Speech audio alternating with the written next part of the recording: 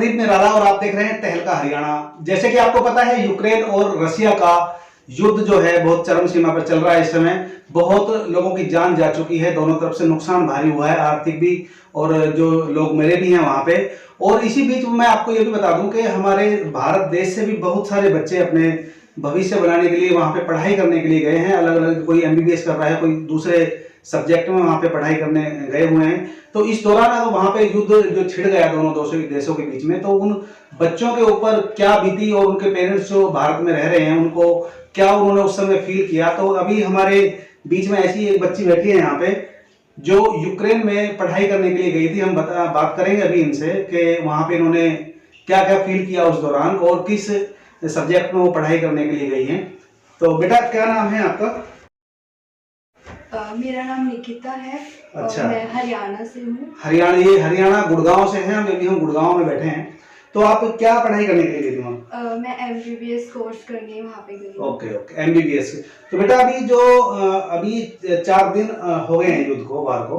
तो उस समय जब आपको ये सूचना मिली कि युद्ध होने वाला है, तो क्या उस समय क्या आपके माइंड में चल रहा था, क्या फील कर रहे थे? पहले तो जैसे कि जब शुरू में आई न्यूज़ तो सब सीनियर सब लोग ये कह रहे थे कि नॉर्मल है, कोई इतना पैनिक होने की जरूरत नहीं है। ठीक है। क्योंकि 4-5 साल से कोल्ड वॉर इनकी चलती रहती है। ठीक है। तो तब तक कोई इतनी पैनिक सिचुएशन नहीं थी। हाँ। और उसके बाद लेकिन सीनियर्स ने कहा, लाइक सुनील शर्मा सर ने, कि टिकट्स बुक करवा लो। आप पहले मुझे बताइए कि यूक्रेन में आप किस जगह पढ़ाई करने के लिए गई थी? वो डिस्ट्रिक्ट कौन सा था, जगह कौन सी? चर्निवेट्सी, वो वेस्टर्न पार्ट है। चर्निवेट्सी। ओके। क्योंकि वहां पे यूक्रेन में तो बहुत सारे डिस्ट्रिक्ट में अलग अलग जगह पे यूनिवर्सिटी है, वहां पे बच्चे पढ़ने के लिए गए हैं। तो आप जहाँ पे थी वहां पे जो अभी युद्ध चल रहा है, कीव में जो हमला हो रहा है राजधानी पे, कीव पे, तो वहां से कितना दूर आपका होगा? वो काफी दूर है और वो रशिया से भी बहुत दूर है। तो वो एक सेफ पार्ट था, लाइक वो वेस्टर्न पार्ट है। और अभी ज्यादा जो इशू आ रहे हैं वो ईस्टर्न पार्ट में आ रहे हैं। ओके। तो अभी फिर आपने जैसे युद्ध स्टार्ट हुआ तब क्या आपने महसूस किया? आपने घर फोन किया या यहाँ से फोन गया, तो क्या बात हुई आपकी? रोई तो नहीं थी?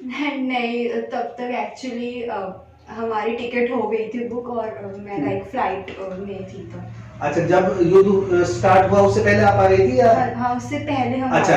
तो हम आपको बता दें कि जैसे युद्ध स्टार्ट होने वाला था, जैसे पता चल गया कि युद्ध की संभावनाएं बहुत ज्यादा बढ़ गई हैं, तो उसी दौरान इन्होंने, पेरेंट्स ने भी सोचा कि बच्चों को सुरक्षित अपने घर ले आए। हम यही उम्मीद करेंगे कि जो भी बच्चे वहां पे अभी इस समय यूक्रेन में हैं और सही सलामत बिल्कुल एकदम सुरक्षित अपने घर, अपने भारत देश लौटाएं, अपने परिवार के बीच लौटाएं।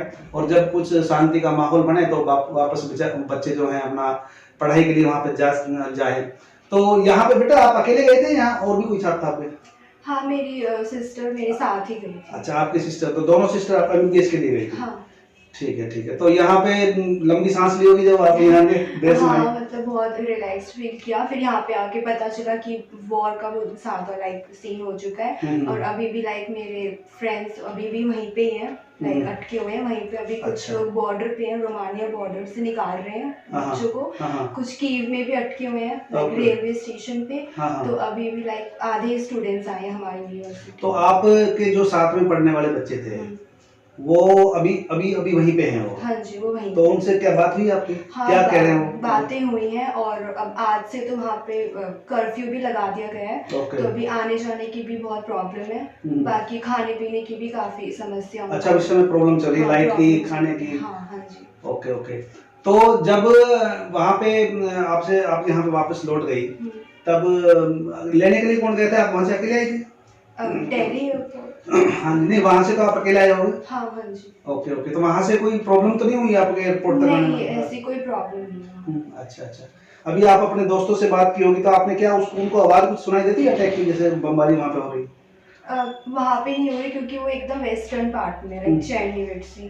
तो वहाँ पे नहीं हो रहा। बाकी कीव में जो रह रहे हैं बच्चे, उनको आवाजें आती हैं। ओके। चलो, कुछ बच्चे बहुत सारे जो हैं अभी अपने देश आ चुके हैं अपने परिवार के बीच में, और बहुत सारे बच्चे वहाँ पे अभी हैं जिनको सरकार प्रयास में लगी हुई है कि उनको सुरक्षित स्थान पर अपने वापस उनके परिवार में, अपने देश में लाया जा सके। हमारे साथ निकिता के मम्मी पापा भी बैठे हैं, इनसे बात करेंगे कि जब इनकी बच्ची वहाँ थी और युद्ध की बात चल रही थी तो इन्होंने क्या फील किया। क्या नाम है मैडम आपका?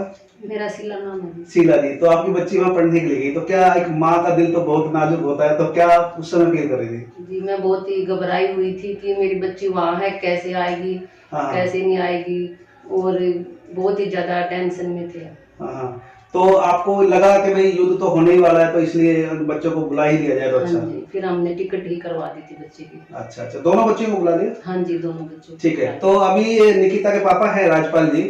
राजपाल जी से हम बात करेंगे कि क्या उस समय बच्ची आपकी वहाँ जो थी, आपके दिल का टुकड़ा है, बेटियां और बाप की बहुत प्यारी होती हैं, और वहाँ पे गई थी उस समय, एक युद्ध का माहौल जो होता है उसमें तो किसी को कैसा भी नुकसान हो सकता है, तो क्या उस समय क्या सोचती आपकी?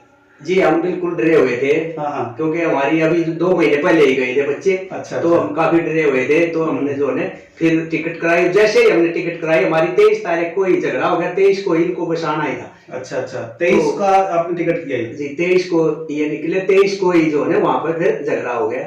तो बाकी हमें तो खुशी है, लेकिन पूरी खुशी तो हमें जब होगी जब पूरे देश का हर बच्चा जो है वहां से निकल जाएगा। देखो क्योंकि हमारी दुआ जो है उन बच्चों के लिए भी है जो वहां पर अभी फंसे हुए हैं, और भारत सरकार जो है बहुत अच्छा काम कर रही है। जो कल भी परसों भी 2-3 फ्लाइट कल आई है, परसों आई है।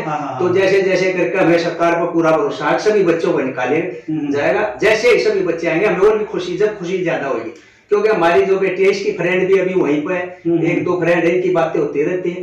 तो हमें लगता है जैसे सबको आना चाहिए हमारे देश में। हम सबकी यही दुआ है कि जो भी बच्चे हमारे देश से गए हैं या किसी और भी दूसरे देश से वहां पे पढ़ने के लिए गए हैं, तो वो अपने देश में अपने परिवार में वापस लौट आए, जब तक शांति का वहां पे शांति स्थापित नहीं हो जाती है। और कोशिश यही करना चाहिए कि सभी देशों को मिलकर, क्योंकि युद्ध जो होती है, लड़ाई जो होती है, ये विनाशक होती है, इसमें नुकसान के अलावा और कुछ नहीं होता है। अपने वर्चस्व की लड़ाई वो लड़ रहे हैं देश, बहुत सारे लोग, देश हमारा देश जो भारत है वो भी प्रयास में है कि किस तरह से ये युद्ध समाप्त हो जाए और किसी की जान माल का नुकसान ना हो। और हमारे यही हमारी गुजारिश होगी भारत सरकार से भी कि जितना जल्दी से जल्दी हो सके हमारे जो देश के जितने भी बच्चे हैं उनको सुरक्षित उनके घर वापस अपने देश में बुला लिया जाए, सुरक्षित वहाँ पे, क्योंकि वहाँ पे माहौल बहुत अभी गंभीर है और खतरनाक वहाँ पे स्थिति बनी हुई है कि वहाँ पे कब कहाँ पे क्या हो जाएगा ऐसा तो नहीं है, क्योंकि कई बार जो अटैक होते हैं तो वो मिस भी हो सकते हैं, वो कहीं से कहीं भी जाके अटैक वो कर सकते हैं। इसलिए सरकार को चाहिए कि जितने भी बच्चे वहाँ पर हैं हमारे देश के, उनको सुरक्षित जितना जल्दी हो सके वापस अपने घर में उनके परिवार के बीच में लाया जाए। आपको हमारी ये न्यूज़ कैसी लगी हमें कमेंट्स करके जरूर बताएं, और आपने अभी तक हमारे चैनल को सब्सक्राइब नहीं किया तो सब्सक्राइब करके बेल आइकन को भी जरूर दबा दें, ताकि आने वाली हर एक न्यूज़ का नोटिफिकेशन भी आपको समय पर मिलता रहे। जय हिंद। जय हिंद।